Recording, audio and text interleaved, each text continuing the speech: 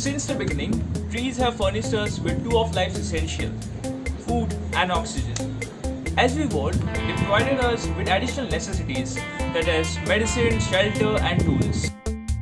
Today, their value continues to increase and more benefit of trees are being discovered as their role expands to satisfy the needs created by a modern lifestyle.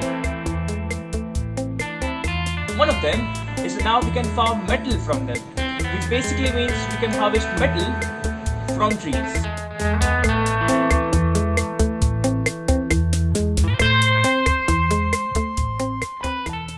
We know our soil contains microorganisms including other organic and inorganic material.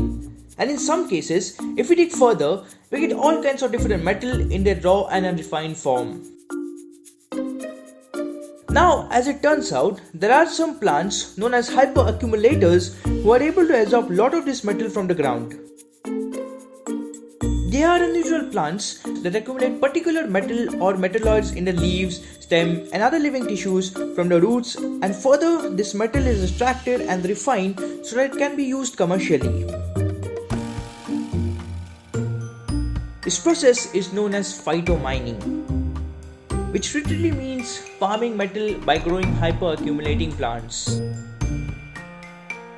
One such hyperaccumulating metal is nickel. It is a crucial element used to make stainless steel, and its chemical compounds are increasingly used in batteries for electric vehicles and renewable energies. So there is rising demand for nickel. There is a small-scale nickel farm on an island in Asia called Borneo, and every 6 to 12 months, the farmer shaves off 1 foot of growth from these nickel hyperaccumulating plants and either burns and extracts the metal from the ash, which is like a bio-ore, or just squeezes the metal fluid out. A mature nickel hyperaccumulator tree can contain up to 5 kg of metal when grown in the right condition.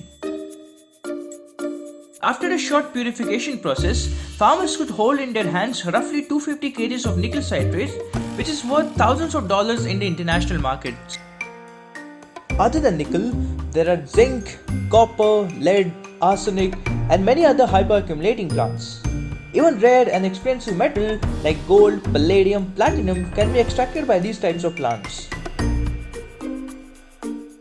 Hyperaccumulators are fascinating species because technically they shouldn't exist, as usually plants do not survive in the soil with heavy metal.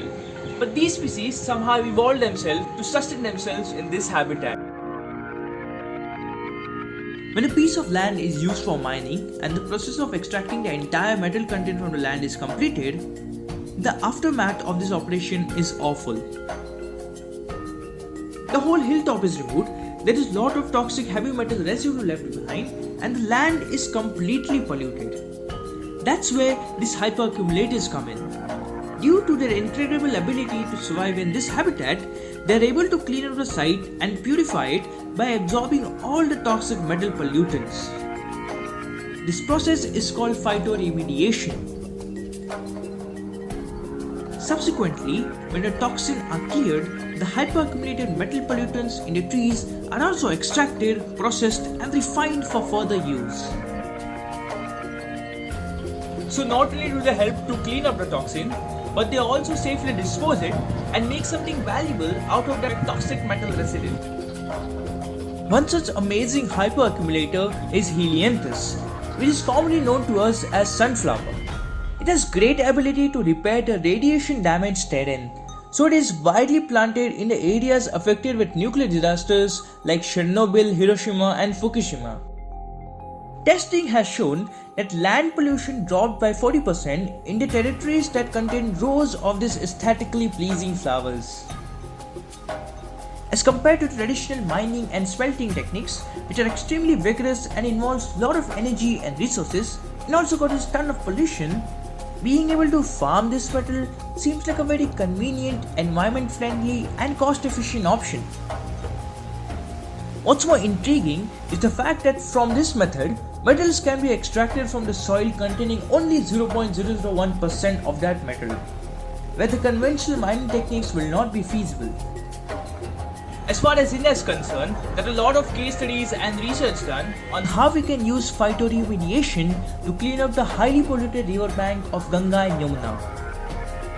which is caused due to the metal-based industrial waste. Another research revealed how we can effectively extract nickel from Sukinda Valley in Jodhpur district of Orissa. But regardless of all the research done, it is yet to become a commercially viable practice in India. Although this technology is still at its initial stage, it has great potential for being the future of sustainable mining, as these trees basically act like a miniature solar-powered mining factories. Hope you liked watching this video. If you did, well then like the video, share it and subscribe for more such videos.